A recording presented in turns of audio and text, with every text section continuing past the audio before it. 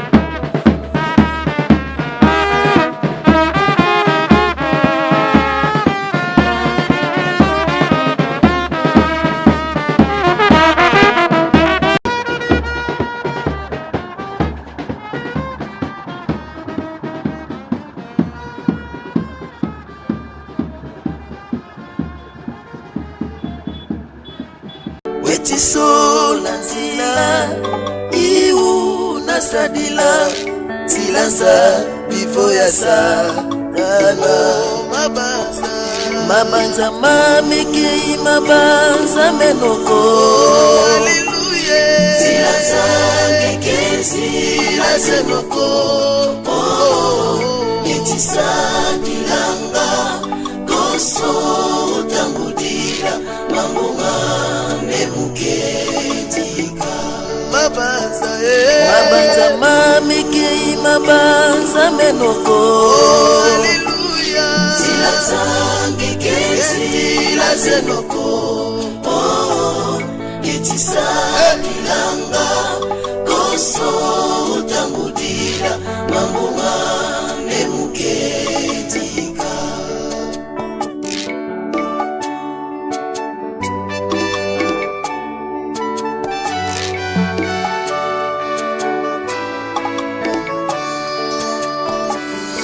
Unapasi ngetita dada utondele umatanga ngetita tondele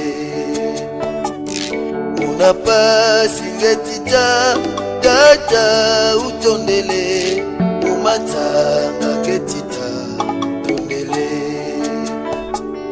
mumayela ngetita dada utondele.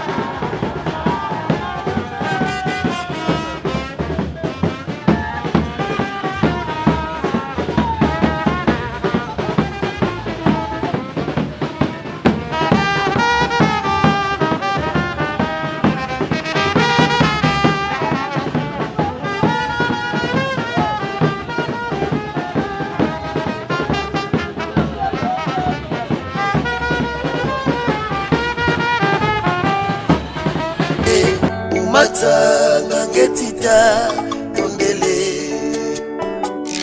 mumayela ngetita tata utondele mumatanga ngetita tondele mabanza mamiki mabanza manoko zilazambike zilazenoko etisanilanga koso utangudira mambunga nemuketi mabanza mamiki mabanza menoko zilazambike zilazenoko etisanilanga koso utangudira mambunga nemuketi mabanza mamiki mabanza menoko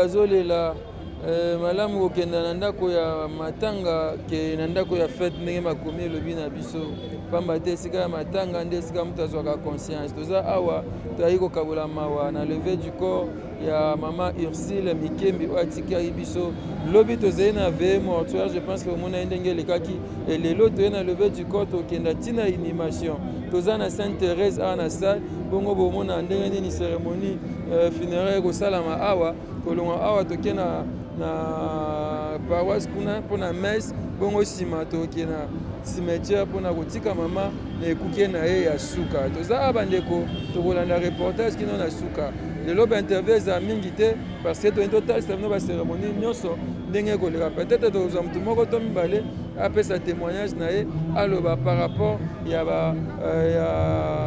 vie ya mama Ursule oyo atiki biso. Mama Ursule azalaki kosambela na église catholique, azali mosali na église catholique. Mama Malongi azalaki koforme bamarie koforme bana tozolika mpe kondima ke mama Ursule aza bongo na kimia afin na loboko ya tata bongo toza awa totalisa bino déroulement ya baobsèque nyonso elongo na ya Claudie Mbala tokoba reportage na biso.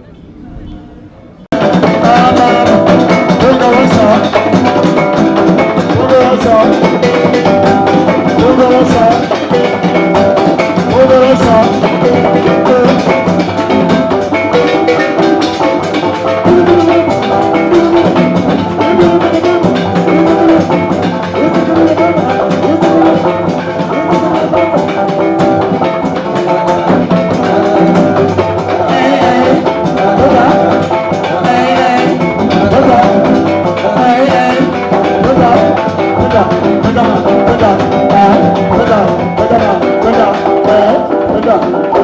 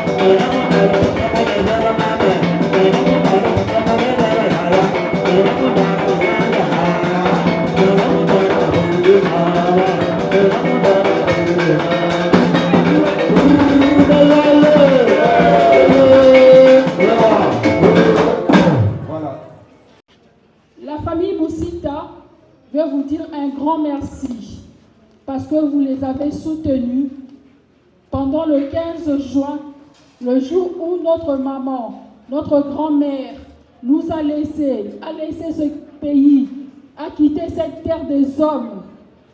Boboto, Boboto, Shalom. Merci Nanyonso, Bane Bandeli, pour soutenir Bango financièrement, moralement et spirituellement. En tout cas, Baza, vraiment très touché. Merci. Tolito Banda programme Nabiso rapidement, avant que l'otika, quand il y a maman na Lilita, Toza Bongo na programme vraiment très détaillé. Tokomenga rapidement, Kiareto, Oyaza Koko, parmi Bakoko, Oyo Maman Ursule, Atiki Nasea Mokini Oyo, pour attendre la biso biographie, Toyebi Maman Boussita, Toyebi Maman Ursule, Azalaki Nani, Asala Nini, Nasea Mokini Oyo, Musala Nini Oyo Asalaki, Ndenge Nini Atambwisaki Bomoina Ye, Tobengi Kiareto, Aya rapidement, on n'a pas de temps. Rapidement, Tokelotik Akor, il y a maman.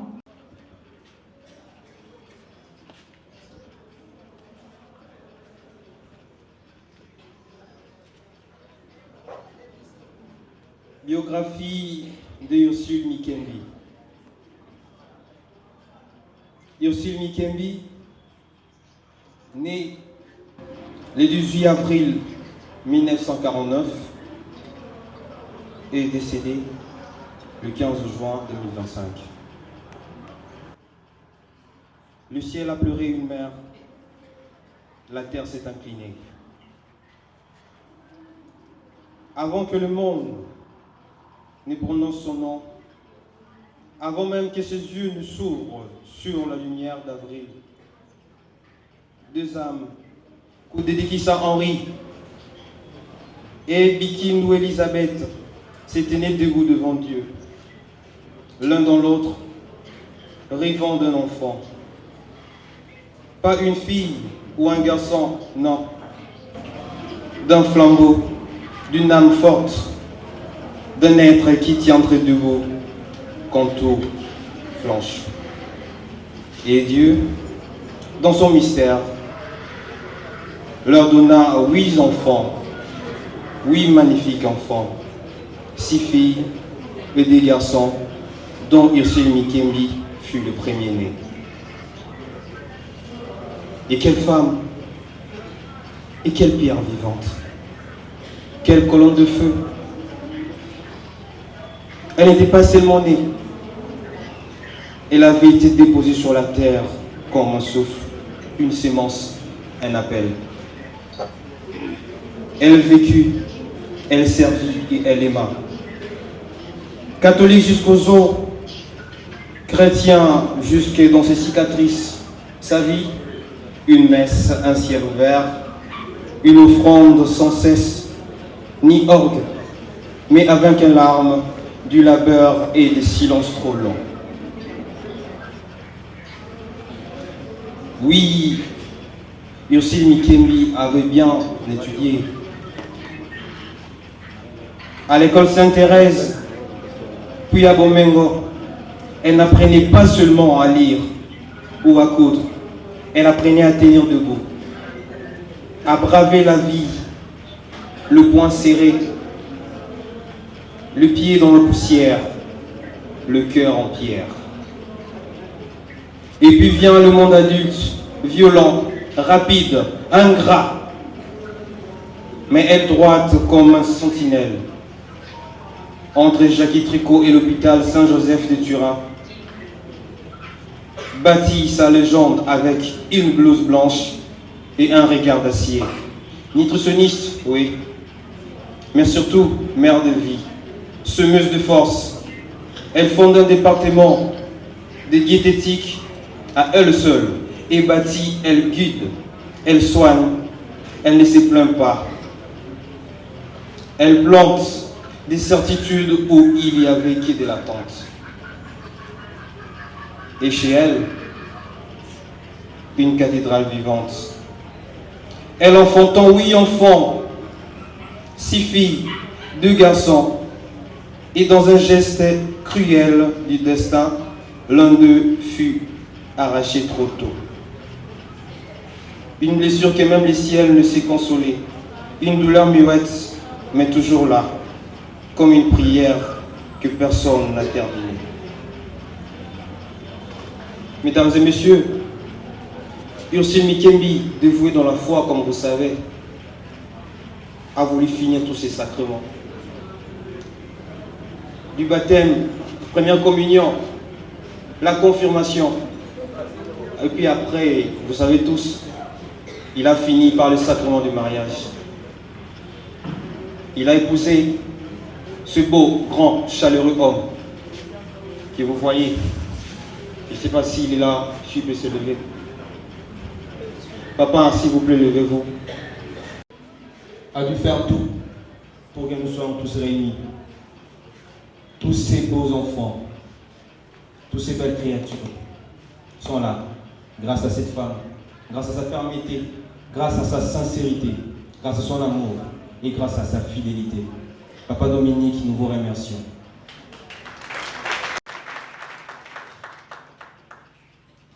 Un royaume, 23 petits-enfants, on dirait 2 clubs de football là, avec des remplaçants. Qu'on appelle Coco parce qu'en lingala, on ne dit pas petit pour dire grand. Eux-mêmes, une arrière-petite-fille, toute lumière et toute promesse. 3 générations, 3 branches d'énormes plantées dans le dur réel. Elle est arrosée par la foi. La petite Joyce, ça symbolise la joie, ça symbolise la fraternité qui régnait dans la famille. Et l'amour, oui, l'amour, on en parle aussi. Elle aimait un homme, hein, pas un héros roman, un homme debout, simple, croyant, Boussita, Bouansana, Dominique. Avec lui, elle a vécu un mariage, comme je viens de lui dire, des granits, fort comme un son du matin, un amour sans théâtre, sans bruit, mais avec le main jointe, des combats à deux, des silences de peine. Des fois, vous savez, les couples, il y a des hauts et des bas. Vous savez, dans le couple, il y a des problèmes qui persistent. C'est pas un enfant, c'est pas 2, c'est bien 8. Et vous savez comment j'ai eu à forcer, ça n'a jamais été facile. Mais eux, ils n'ont pas fait 1 an de mariage, pas 2 ans. Plus de 30 ans. C'était un bravo, c'était une histoire, c'était une romance. Mais toute belle histoire, il y a toujours une fin. Ursule, elle est partie. Le 15 juin 2025, le ciel était lourd, la terre morne. Les jours a chuté, le cœur du monde s'est fondu, et les vides qu'elle laisse. Ce n'est pas un silence, c'est un cri doux, un cri long. Comme il avait dit, mes chers enfants, je pars, je vous aime, mais je pars. Je ne pars pas dans la tristesse, mais je pars dans la joie. Mais je vous laisse une chose, c'est l'amour, c'est la fraternité. Je vais vous demander, chère maman, chers parents, chers tous dans la salle, quel exemple est cette maman? Soit pour nous un modèle. Il est parti, certes, mais il vit parmi nous. Et nous le savons tous. Il a été un modèle pour ceux qui le connaissaient. Et aujourd'hui, c'est un modèle pour ceux qui ne connaissaient pas. Comme m'a dit un adage, même l'arachide grillé peut germer. Et maintenant, elle ne marche plus sur la terre, mais elle habite nos mémoires, nos gestes, nos voix. Quand on bénit un enfant, elle est là. Quand on serre la main à 2 mains, elle est là. Quand on prépare le repas avec soin, elle est là. Ursule Mikembi, tu n'es pas mort. Elle est devenue l'écho le plus tendre du nom de Dieu et de nos maisons. Chers tous, ceci était sa biographie d'une manière enchantée. Je vous remercie.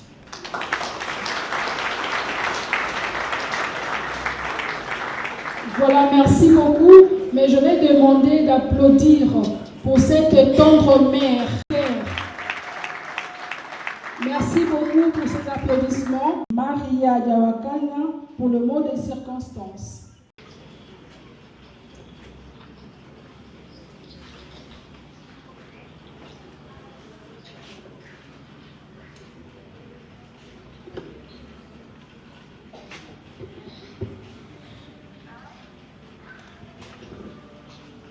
Mikembi Yungi Ursine, nous sommes là, oui, nous sommes là, réunis pour t'accompagner. Mes chers amis, chers membres de la famille, amis et connaissances, c'est avec une profonde tristesse que nous sommes réunis aujourd'hui pour dire au revoir à notre grand-mère. Son départ laisse un vide immense dans nos vie, mais aussi un héritage d'amour, de joie et de souvenirs précieux. Mikembi Yungi Ursine était une femme au grand cœur, toujours prête à écouter, à conseiller, à défendre son territoire et à offrir son amour inconditionnel. Elle avait cette capacité unique à transformer les moments ordinaires en instants magiques. Je me souviens de ces souvenirs, de ce rire, de ce plat savouré qu'elle préparait avec amour. Elle était le cœur de notre famille, le pilier sur lequel nous pouvions toujours compter. À titre personnel, lorsque j'étais encore étudiant, bien que majeur, mais à chaque fois, tellement que j'étudiais, les après-midi, une fois que je me retournais, que ce soit à 20h, à 21h ou à 22h, elle était incapable de fermer l'œil de la nuit sans que tu finisses sans que tu arrives à finir ton plat. Ce relié était dans la latte. Quand on a la mukolo, pas la moza moi la mukie. Ce relié était au la latte. Et ceux qui vont ça qui est rare bobimi, boye relié était à olela. Donc yomo déjà koto bima qui va na erozonga, boye qui na liandambu. La tiki parti ndambu nanda kuposo na liete koko mata attention. Alors comprenez que c'était une femme de cœur, une mémé au vrai titre de ce nom, et je dirais qu'incomparable sur le plan de l'horizon. Mikembi Yungi Ursine nous a transmis de valeurs essentielles, le respect, la générosité et l'importance de la famille. Ces valeurs, nous les porterons toujours en nous et elles guideront nos actes futurs. Son amour et sa sagesse resteront gravés dans nos mémoires. Même si aujourd'hui nous sommes remplis de tristesse, nous trouvons du réconfort en nous souvenant de tous les bons moments partagés avec elle. Mikembi Yungi Ursine ne sera jamais oubliée. Elle vivra dans nos cœurs, dans nos souvenirs et dans tout ce qu'elle a sémé autour de nous. Elle a accompli sa mission avec grande distinction sur cette terre. Il est temps qu'elle repose dans la félicité éternelle. Quel séisme, quel chagrin, quelle tristesse de l'avoir perdue. Mais qu'allons-nous faire? Immense est notre gratitude à Dieu pour sa vie sur cette terre. Ursine Yungi, Mikembi, ici sur cette terre, nous t'avons aimé. Et l'amour et la mort n'arrêtera en aucun cas cet amour. Va en paix, que la terre de nos ancêtres te soit douce et légère, doux repos. Je vous remercie. Voilà, quel amour. Ursine a laissé un grand vide, n'est-ce pas, dans le cœur de ses petits-fils, petites-filles, ses enfants, son mari et la famille. Et à présent, nous ouvrons, n'est-ce pas, cette corbeille de témoignages nous allons appeler, n'est-ce pas, un membre de la famille Boussita. Membre de la famille Boussita. Nous rendons grâce à Dieu qui est le maître de temps et de circonstances. Et nous remercions tous les membres qui ont participé à la manifestation de cette fête, de près ou de loin. Nous ne pourrons dire qu'un grand merci pour les amis et connaissances qui nous ont soutenus financièrement, moralement et matériellement.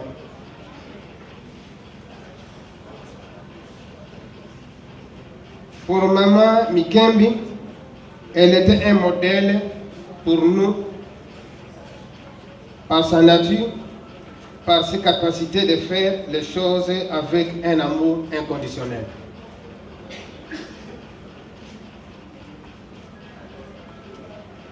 Que Dieu vous rende aucun triple et au triple. Une fois de plus, merci de la part de la famille Boussita. Je vous remercie. Yaya, je suis là. Je suis là parce que je voudrais parler de toi. Mais parler de toi sans toi, ça me peine. Et lorsque j'aurai glissé quelque chose qui ne t'intéresse pas, je ne vais même pas remettre. Parce que je suis tellement émue de ton départ si brutal. Mais telle est la vie. Tu es le grain de blé qui se meurt.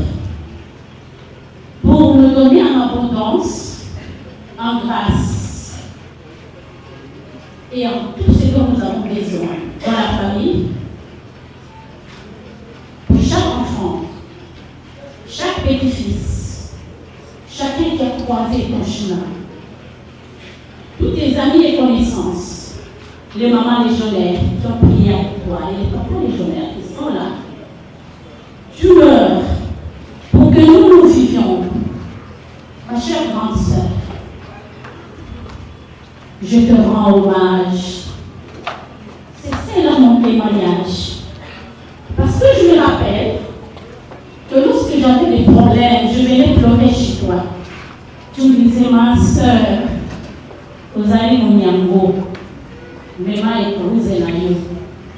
Est-ce comme ça que, chers amis, Auguste Assemblée, je puis tenir dans ma vocation? Parce qu'il y avait un moment, j'étais vraiment découragée à cause de ma vieille mère qui avait 100 ans, mais qui manquait, qui pouvait l'aider. Et je m'étais dit, chère grande sœur, moi je pense que je risquerais de quitter le couvent un moment, m'occuper de ma maman. Et dis non, Akari est là, parce que chez les Fokolari, on peut bien vivre avec un membre de famille. Akari, prends cette charge. Akari, merci. Si tu veux bien t'élever. Akari s'est occupé de notre maman des années et des années durant. Et elle a fait de douleur. Mais parce qu'elle est héritière d'un amour, un amour qui est vrai, un amour vivant, un amour qui se donne, un amour qui s'oublie. Elle a reçu de toi. Je te rends hommage, ma chère grande sœur. Repose en paix. Et vis dans cet amour à jamais. Et parce que l'amour ne meurt pas, tu le sais. L'amour ne meurt pas. Tu restes là, dans notre cœur, et tu le resteras à jamais. Repose en paix, chère grande sœur. Et merci, merci, merci, merci pour votre aimable attention. Merci beaucoup.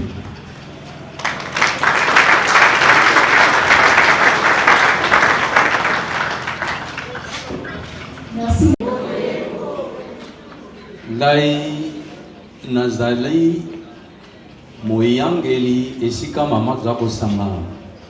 J'espère que biso nyonso la majorité ba catholique toyebi moyangeli azali nani. Alors, tovandaki na maman. Aki maman moko alingaki ko servir. Chaque fois que tu as na milieu na niveau paroisse et que c'est chaque CVV va s'organiser. Pour ça la moi l'empati, peu moi kopo bazala moi ko na bango poto sepela. Maman aza osala a sa participation na e lokola montaignos.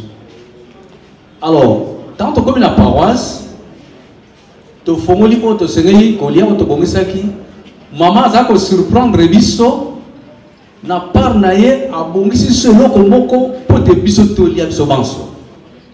Alors très souvent aza ko sa mama ka moko kitoko penza à la surprise de tout le monde ezaki kitoko mingi et en plus tant que qui ta paroisse ou Sainte-Thérèse tozali azalaki très dévoué na niveau ya buanderie. C'est-à-dire que sokola bilama ba sango ko passer ainsi de suite. Tant à comme la kimbanse que na Saint-Théophile a sal misala épilé, notamment légionnaire très dévoué, légionnaire en pico penza et ensuite a sali mingi na catéchèse et on toujours mon uniforme ya ba catéchèse kuna li pour tawara et fini qui cercueil na ye. Yena mobile na ye bazalaki ba constituaki couple mabota.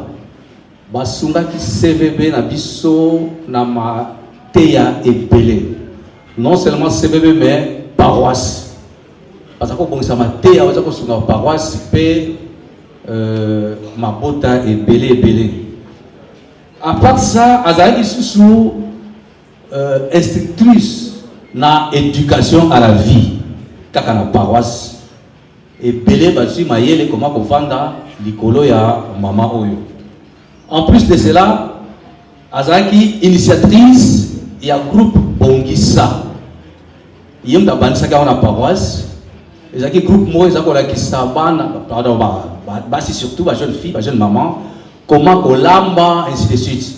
Mingi, bafanda mabala, likolo ya maté ya maman oyo. Boboto. Bongo simanae.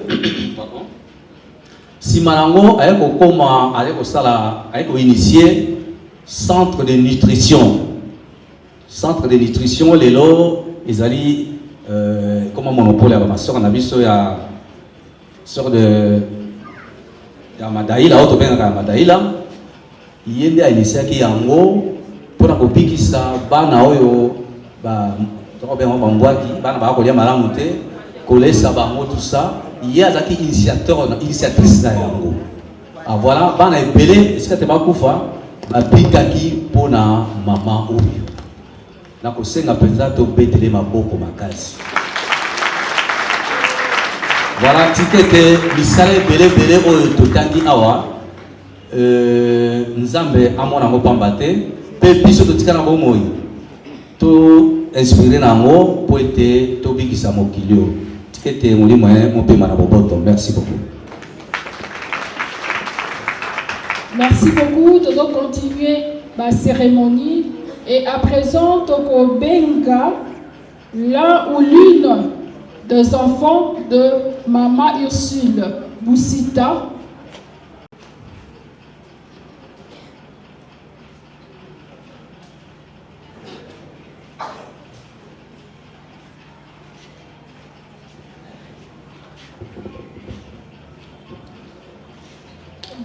Depuis que nous avons commencé, on parle qu'en français. Je vais m'exprimer en lingala. Maman Ursule, azali maman na biso, kana azali mwana na ye ya liboso. Oh, nakoki koloba na ye lelo eza kaka merci. Merci parce que apesaki biso mateya malamu, apesaki biso éducation. Na kokola na biso nde na lobai na butu to bandai komona une maman très stricte et très catégorique. Soko ebi ete omona ye lokola za matata.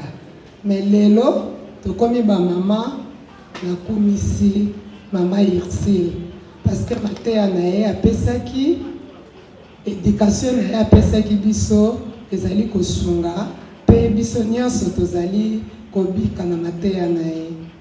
nalingaki koloba moke na mikolo ya suka tosali 7 mois na mama tokutana te parce que j'étais très malade nazalaki na repos.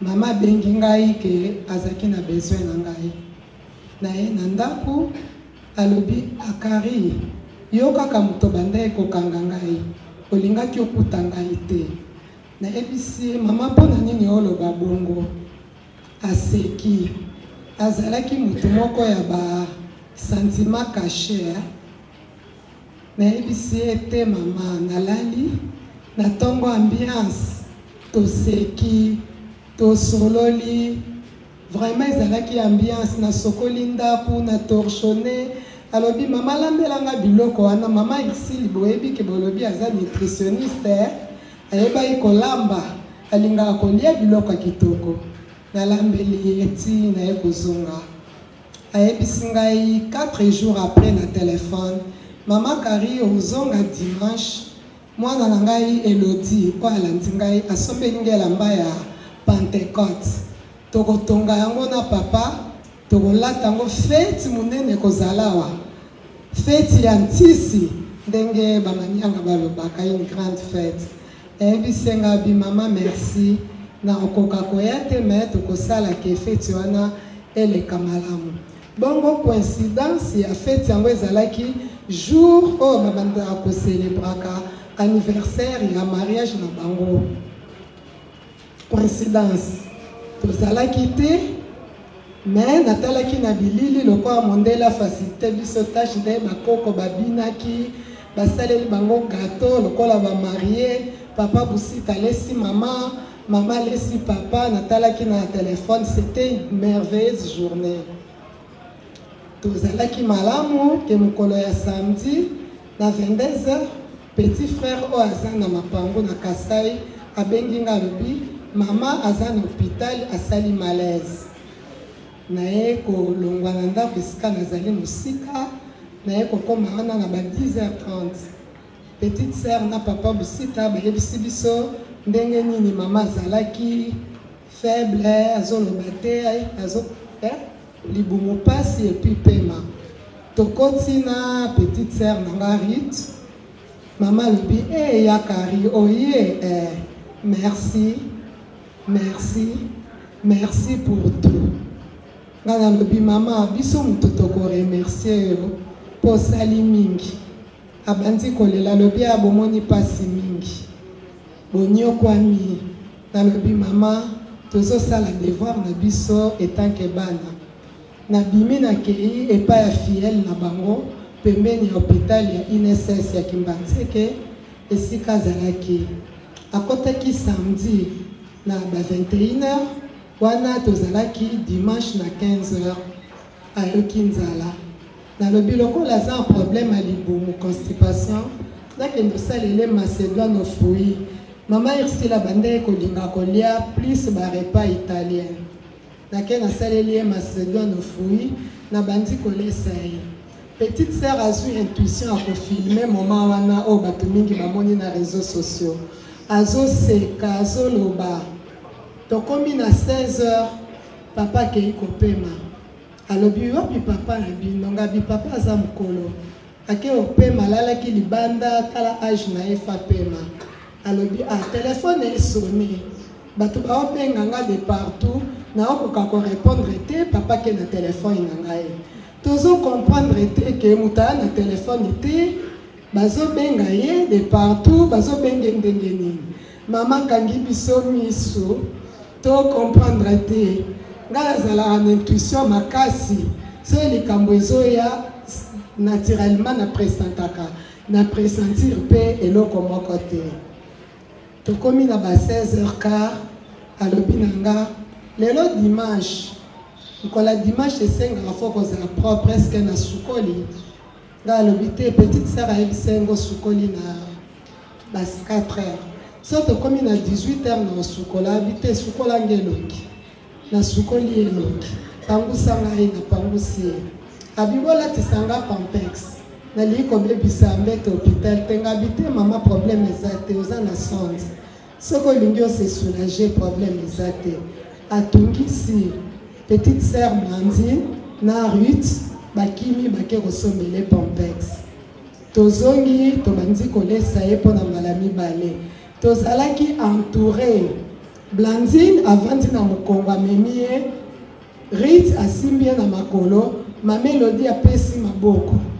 Chaque 5 minutes tozobenga Cornélie, Mami na Didi o aza na Kasai. Donc ba téléphone ezalaki en ligne. Makambo nyonso tozosala ezoleka en ligne. Après alobi bola lisangai. De tolalisaki ye. Alobi etala ndako ya kitoko ba fenêtre efungwami mopepe. Bokende tsanga na sima ngabi bandi mkoni ni mama yo fandaki na sima. Alobi nanga papa e kaka te. Nalobi papa e te. Alobi mama na eloko mosusu akotikela yo te. Natikeli yo kaka singa na tonga. Nga nayebi ke je suis couturière. Nazwi yango na singa na tonga oyo ya coupe couture parce que mama tongaka mpe. Toasali mpe bahumanité ya coupe couture. Tofandi papa ye na papa Ernest oyo abandaki kopesa traitement na mwasi na ye. Alobi olatisanga Pompex. Tolatisi ye Pompex ye moko atombwami tokangi ye Pompex. Mama Ritz akangi koto oyo mwasi ya papa Ernest akangi ye. Alobi bobongisanga mutu. Tobongisi ye mutu. Alobi boyebisa papa aya na bombe de nerf bo masenga makolo na komeli Augustin. Na bikima mba muzwa moto yaka na bombe de nerf to mase mama makolo. Tozoyeba te ke azoyebisa biso tobongisa ye biso tozwi makolo kaka ya ndenga yoka pasi na makolo. Tokomi na 18h30 mama akati motema. Azokata motema na maloba na koseka na sourire. Petite sœur ayebisi mama Ruth. Mama biso nde toko remercier pour ndime biso de jour lete lelo le obande koluka bana na yo. Alobi na biso bozala na bolingo. Eloko mosusu atikeli biso alobi bana na ngai na mateya boteyaka boyebisa baboti bino moko kado ya kotikela mwana na se ya mokili oyo ezalaka kaka nzambe na diplôme. Botikela bana biloko ya mokili te mpo bakokabwana. Mama kataki maloba motema na maloba wana akei a respirer et puis akati motema.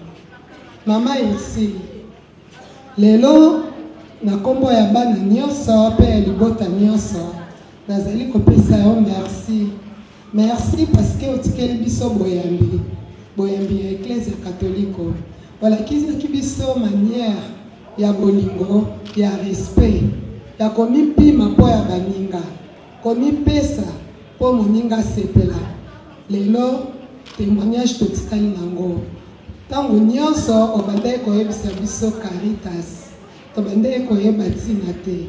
Donc ntango nyonso fo kosalisa moto oyo azali na pasi yango na bandako na biso toza na bana tozali kobokola na ya biso na ya biso te. Bokomona bakoko ebele bakoya bakoko oyo ye biologique na bakoko mosusu oyo bazali na bamama te na bandako na biso nyonso toza na bana bitike. Ezali témoignage yo tikelaki biso. Olobaki na nga lisusu dimanche ke na bana na yo ya baptême na bana na yo ya mariage biso nyonso toza bana se moko tokabwana te. Bamama nyonso oyo papa Busita na mama basimbaki bino na mariage oyo basimbaki bino na baptême mama alobaki biso nyonso toza bana tokabwana te. Baparine plus de 25 couples et puis aza na 15 fidèles oyo asimbi na baptême. Donc une cinquantaine ya bana molimo oyo atiki biso na grande famille. Merci mama Ursule. Merci beaucoup, merci maman Carrie, merci pour tout maman Ursule. Et sikoyo tozobenga les amis et connaissances. Eza oyo basani na musala, oyo bafana na quartier, oyo bazakane l'église, oyo basala misala, tout ça. Nga nazali mwana ya makoko. Kona mama Ursule soki okenda na classe te okota na lopango na bango te alingaki beaucoup plus moto azotanga raison pour laquelle parmi bana oyo bangana okota na lopango ya bakari naza parmi bana wana tele bana wana ekoleka classe nde nazali kofréquente bango d'ailleurs soki ezalaki lelo foto olaka pesi ngaki ndoki wana enaloyeko nazali kofréquente bana na ye mingi peut bana na ye mingi na jardin na mayanji oyo bayebika bana kosala bilanga na mayanji nalia na mema na sakana soki ezalaki lelo fo balobaki te okozwaki ndoki mele wana biso kindoki ezalaki te nalia na ndako wana bacontribution mike nazwa etanke mama éducation meme ya mariage na ngai nazwa na mama wana nakufeli mobali na ngai afréquata nga conseil ya ngai bon oyo emarkanga makasi koleka ngai bana na nga bale potopoto te ndenge bana bazala kopesi libeli opesi potopoto non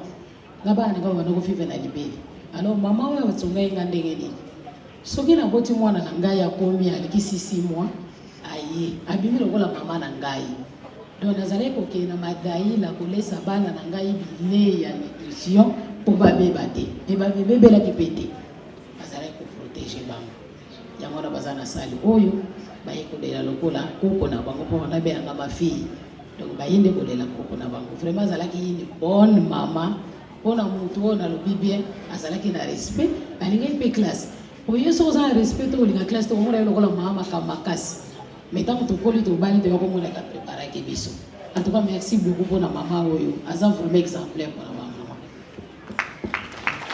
Merci beaucoup. Na lombango tokende ko luka liste ya dépôt de gerbes de fleurs. Augustin bon soki aza libanda ayeba ko rejoindre ngai awa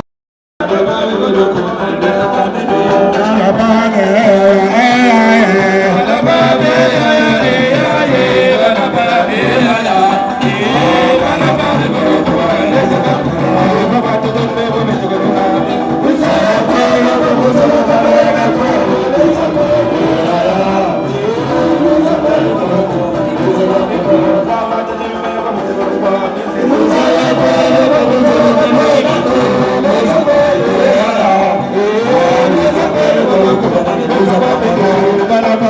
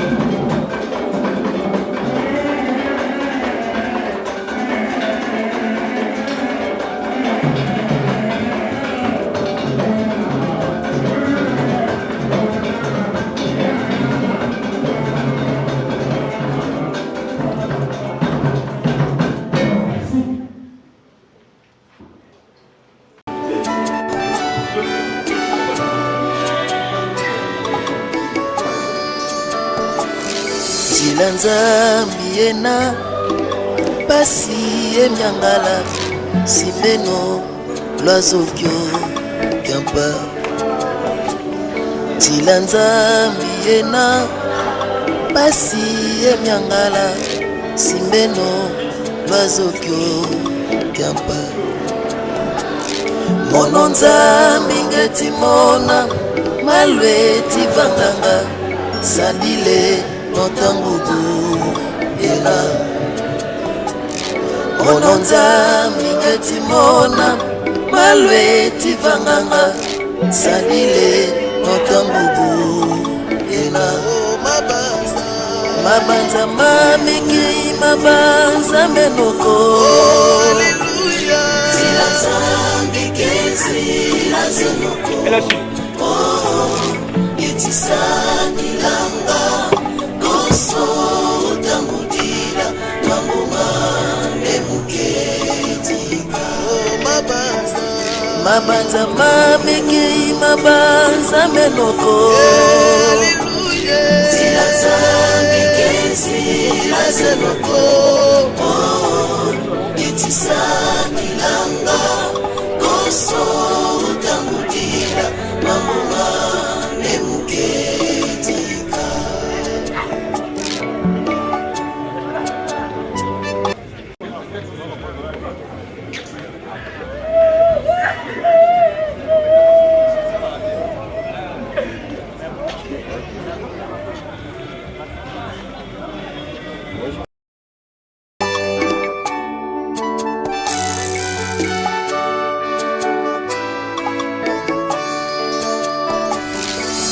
Kwa dibundu mukya mawetita bonzambi kakena koko.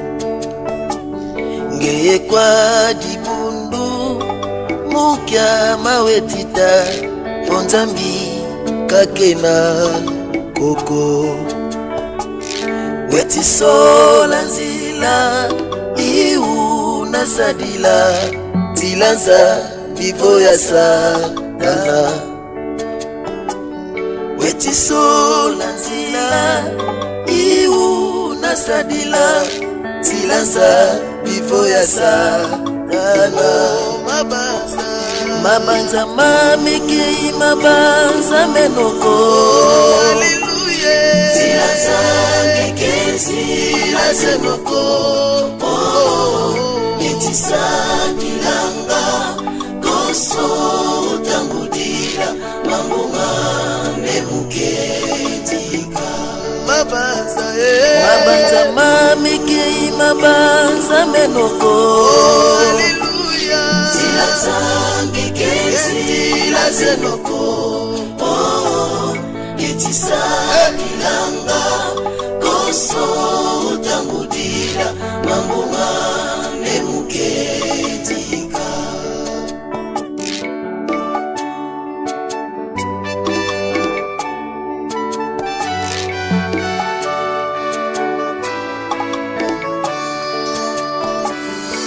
Unapasi ngetita tata utondele umatanga ngetita tondele. Unapasi ngetita tata utondele umatanga ngetita tondele. Mumayela ngetita tata utondele umatanga ngetita tondele. Mumayela ngetita tata utondele umatanga ngetita tondele. Mabanza mamiki mabanza menoko. Tila nzambi kezi la zenoko. Yetisa nilanga koso tambudira mambuma nemuketika. Mabanza mamiki mabanza menoko. Tila nzambi kezi la zenoko. Yetisa nilanga koso tambudila mambunga memuketi mabanza mamekei mabanza menoko zila zambikezi nazenoko etisa kilanga koso tambudila mambunga memuketi mabanza mamekei mabanza menoko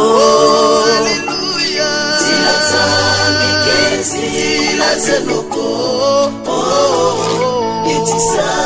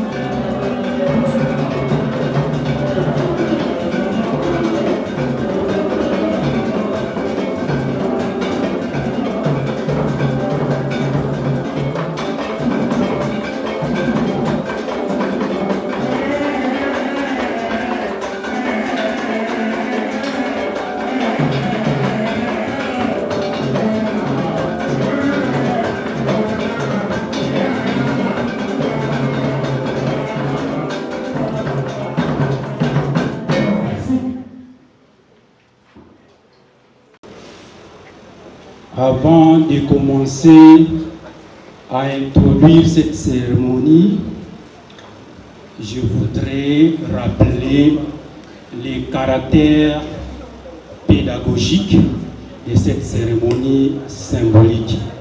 Pédagogique pourquoi? C'est pour enseigner nos jeunes gens de Kinshasa qui ont pris une mauvaise habitude d'enterrer leur grand-mère. Dans ce sens, pour enterrer leur grand-mère, ils cachent des draps de couvercles de cercueil pour qu'on leur donne de l'argent afin ils vont les libérer. Nous, au Congo central, ce n'est pas tel. Voilà.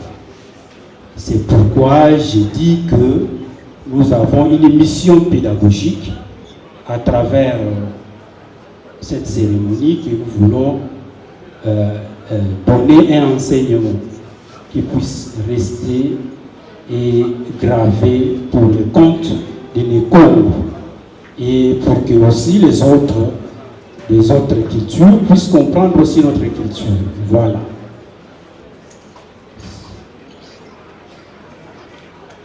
Rendre hommage à une aînée selon la tradition du Congo central, en mettant en valeur des objets comme les balais, les semences et la houe, est une manière profondément symbolique de témoigner de l'héritage moral, spirituel et communautaire qu'elle nous a légué.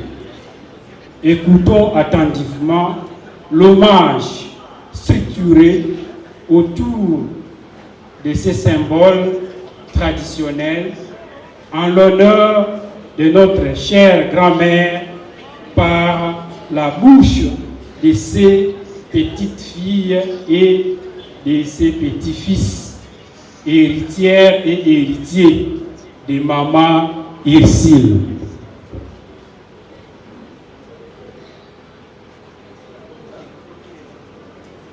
Envoyer un coussin musical. Un coussin musical.